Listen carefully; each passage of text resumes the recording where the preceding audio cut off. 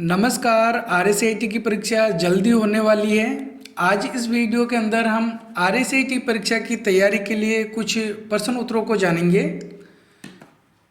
प्रश्न number 1, MS power point में किस एनिमेशन प्रभाव द्वारा ऑब्जेक्ट के आकार को बढ़ा या घटाकर, रंग बदलकर या उसके केंद्र पर घुमाकर किसी ऑब्जेक्ट पर ध्यान आकर्षित किया जा सकता है?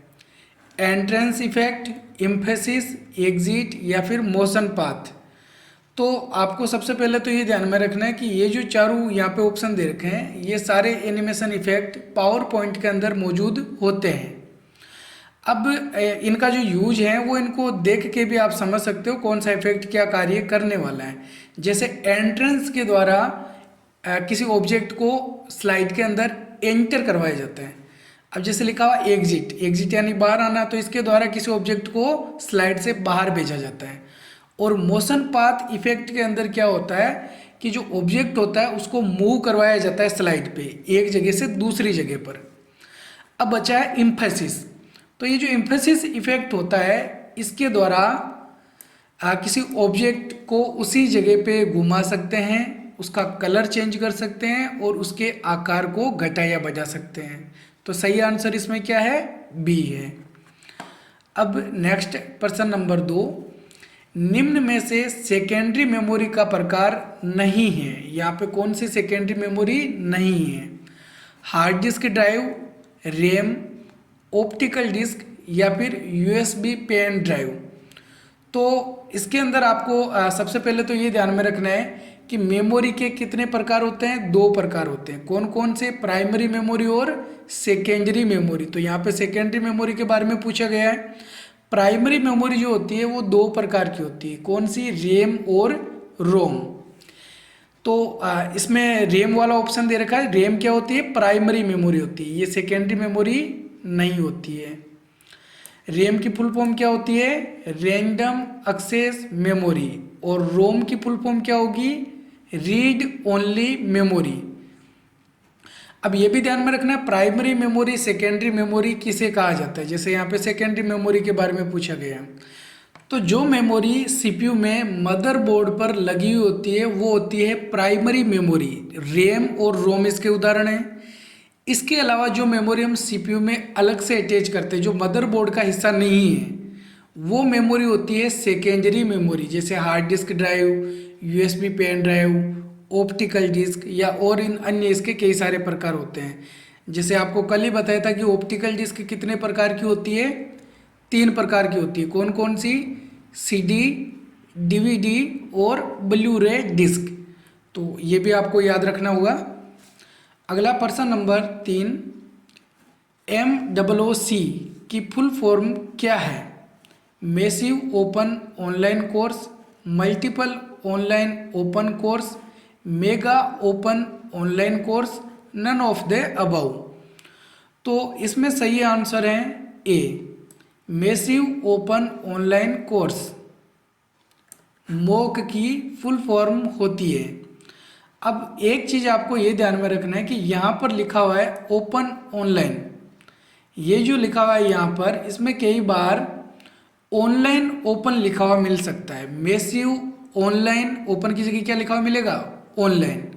मैसिव ऑनलाइन ओपन कोर्स यानी कि ऑनलाइन पहले आ जाएगा, ओपन बाद में आएगा, तो भी ये जो ऑप्शन होगा वो सही होगा।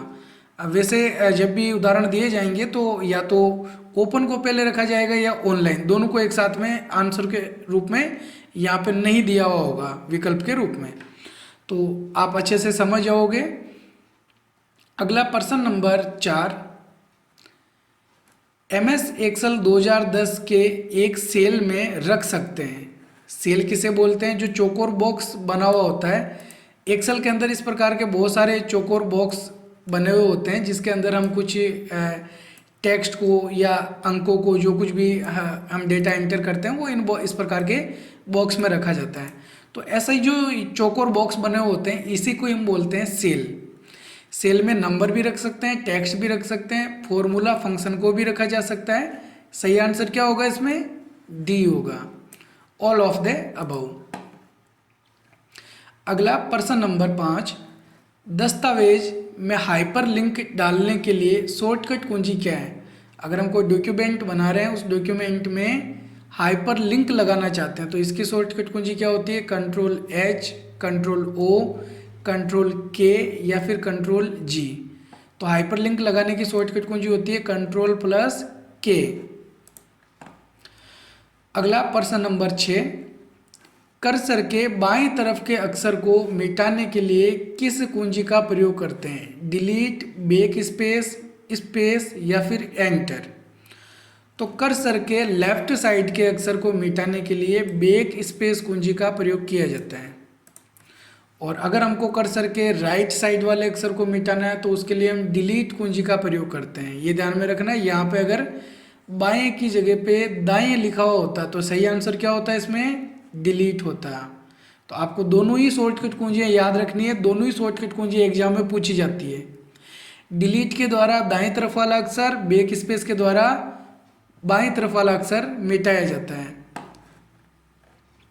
अगला प्रश्न नंबर 7, निम्न में से किस विंडोज में स्टार्ट मेन्यू नहीं होता? ऐसी कौन सी विंडो थी जिसके अंदर स्टार्ट मेन्यू को ऐड नहीं किया गया था? तो सही आंसर है इसमें विंडोज 7, विंडोज 8, विंडोज 10 या एक्सपी।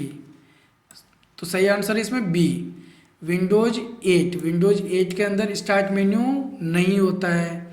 विंडोज 8 का फिर नया वर्जन आया विंडोज 10, जिसके अंदर स्टार्ट मेन्यू को दोबारा ऐड कर दिया गया।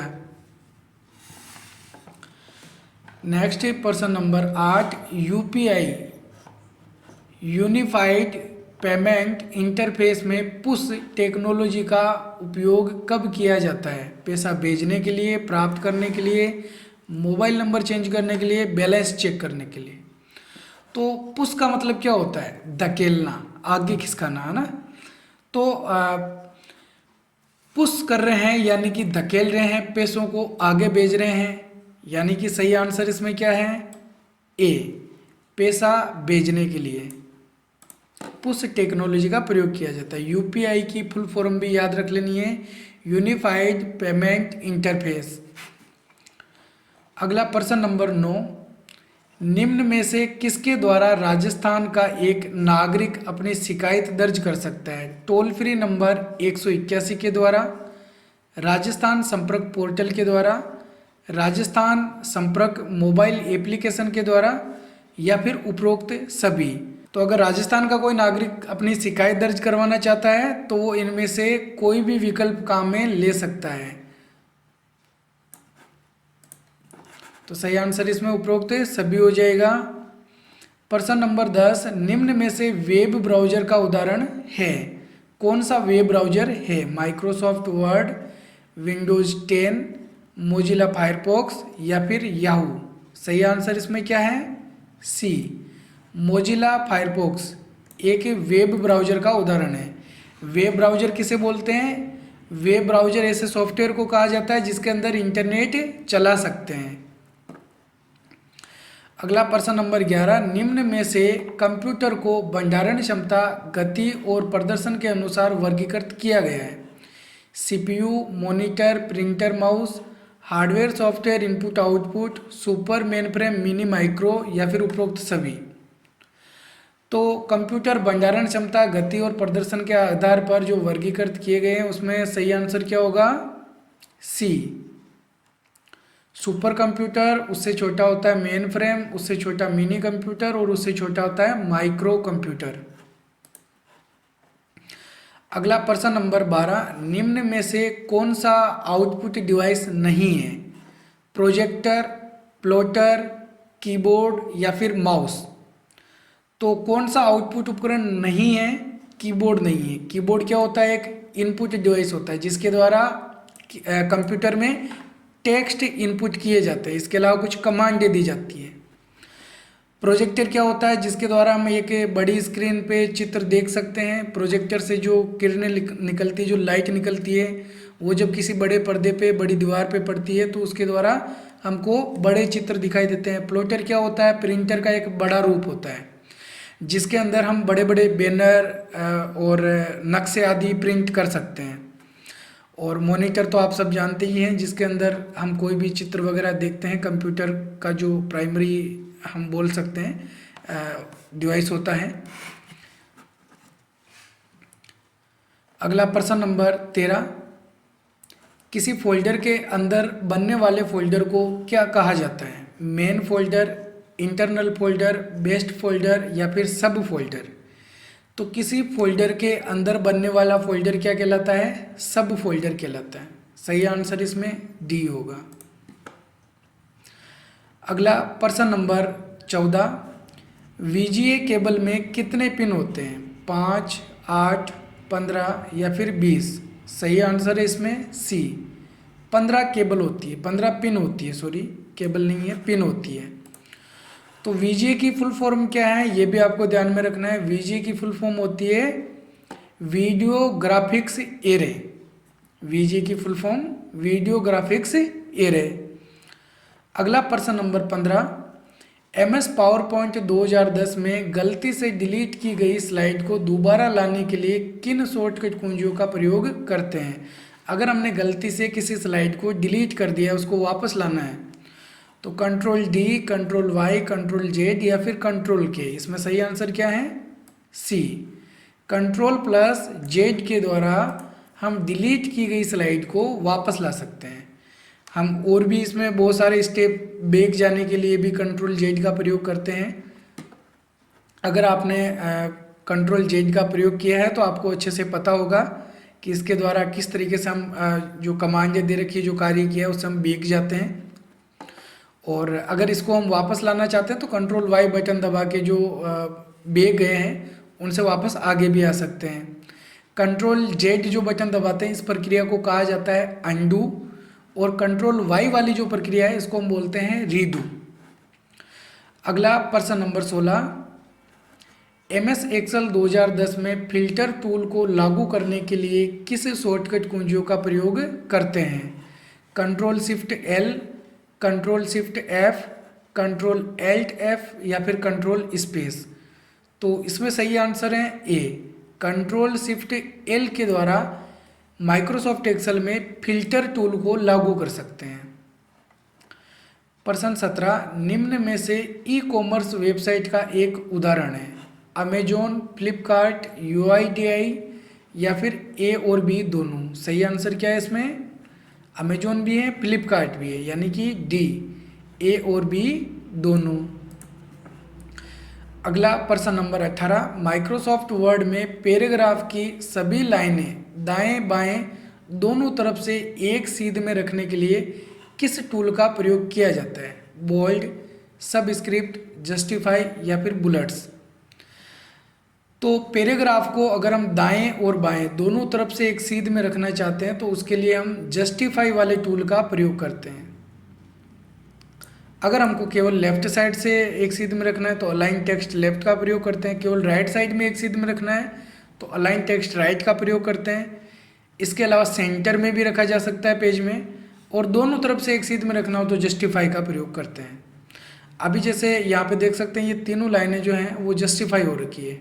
यहाँ पे देखेंगे बाईं तरफ से भी एक सीध में ये लाइनें दिखाई दे रही है, और दाईं तरफ से ये जो दोनों लाइनें हैं वो भी एक सीध में दिखाई दे रही है। अगला प्रश्न नंबर 19, निम्न में से ऑपरेटिंग सिस्टम का एक वैध उदाहरण नहीं है? कौन सा ऑपरेटिंग सिस्टम नहीं है वो यहाँ पे बताना है। Windows 10, Google Chrome, Google Android या फिर एमएस डोज? सही आंसर इसमें क्या है? B, Google Chrome. Google Chrome क्या है? एक ब्राउज़र होता है, तो ये कोई ऑपरेटिंग सिस्टम नहीं है। गूगल एंड्रॉयड, हम जो स्मार्टफोन में एंड्रॉयड ऑपरेटिंग सिस्टम यूज करते हैं। इसके अलावा एमएस डोज, एमएस डोज की फुल फॉर्म होती है माइक्रोसॉफ्ट डिस्क ऑपरेटिंग सिस्टम। अगला प्रश्न नंबर 20, ईमेल का वह भाग जहां प्राप्त की हुई ईमेल को रखा जाता है? ड्राफ्ट, इनबॉक्स, सेंड बॉक्स या फिर स्पैम? तो इसमें सही आंसर होगा बी, इनबॉक्स। इनबॉक्स के अंदर कौन सी मेलें हमको मिलती है? जो मेलें हमने प्राप्त करी है।